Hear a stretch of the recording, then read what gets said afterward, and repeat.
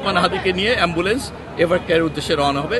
সবার কাছে দোয়া চাইছি, সারা বাংলাদেশের সকল মানুষ ওসমান হাদির জন্য দোয়া করবেন এবং আমাদের চিকিৎসক দল যারা সাধ্যমতো চেষ্টা করেছেন ঢাকা মেডিকেল কলেজে এবং লাস্ট একটি ব্লাড কানেক্ট করে দিয়ে ওনাকে স্টার্ট করা হবে।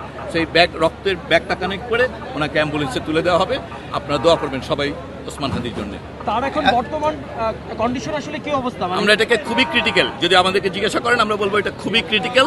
এই অবস্থায় কনজারভেটিভ মানে কোনো ধরনের কোনো ইন্টারভেনশন করা হবে বলে আমরা মনে করছি না। আগামী 72 ঘন্টায় এটা খুবই ক্রিটিক্যাল। এই অবস্থায় ব্লাড দিয়ে এবং এই যে ফ্ল্যাকচুয়েটিং ডাইনামিক অবস্থাতে আমরা কোনো রকমভাবেই কোনো স্টেটমেন্ট পরিষ্কার দেওয়া কঠিন। আপনার পুরো নাম পদবি? আমার নাম মোহাম্মদ সাইদুর রহমান, আমি বিশেষ সহকারী স্বাস্থ্য পরিবার কল্যাণ মন্ত্রণালয়। ধন্যবাদ। এবার সার্জন আছেন, উনি হচ্ছেন প্রফেসর জাহিদ।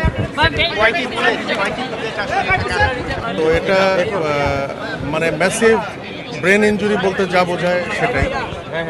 এবং ব্রেন স্টিম মগজের যে কাণ্ড, সেই কাণ্ডের পাশ দিয়ে বুলেটটা বের হয়ে গেছে, কাণ্ডেরও ইনজুরি হয়েছে। এখন ওনাকে কৃত্রিম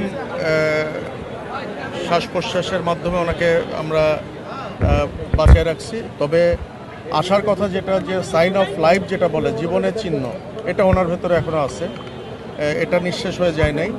আমরা আশাবাদী এবং আমি অপারেশনের টোটাল অপারেটিভ প্রসিডিওরের মধ্যে আমাকে অ্যানেস্থেশিয়া যিনি প্রফেসর, উনি বারবার আমাকে অ্যাসিওর করছেন যে ওনার নিজস্ব যে ইফোর্ট, একটা মানুষের যে শ্বাস প্রশ্বাসের ইফোর্ট যেটা, ওটা ওনার ছিল।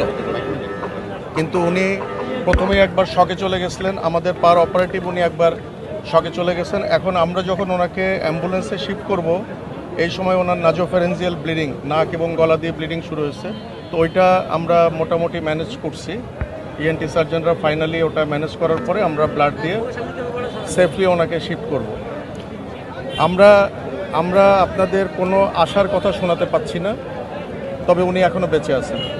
গুলিটা আসলে কোন দিক দিয়ে লেগে কোন দিক দিয়ে ঢুকে গেছে? এবং বাম দিকে কানের ওপর দিয়ে ঠিক গুলিটা ঢুকছে এবং ডান দিক দিয়ে বের হয়ে গেছে। আর আমরা খুলিটা খুলে রেখে দিচ্ছি বাম দিকে, কারণ বাম দিকে হলো এক্সিট উন্ড, ওখানে মগজ বেশি ক্ষতিগ্রস্ত হয়েছে। ওইদিকে আমরা খুলিটা খুলে রেখে দিচ্ছি। ডুরার যে ম্যানেজমেন্ট সেগুলো করছি, মগজ থেকে পানি বের করে দিয়ে মগজের চাপ কমায় দেওয়ার যে ব্যবস্থা সেগুলো আমরা করছি। আমাদের পক্ষে যতটুকু করা সম্ভব আমরা করছি, কিন্তু বেসিকলি ওনার অবস্থা খুবই ক্রিটিক্যাল। আপনার পুরো নাম পরিচয়টা একটু?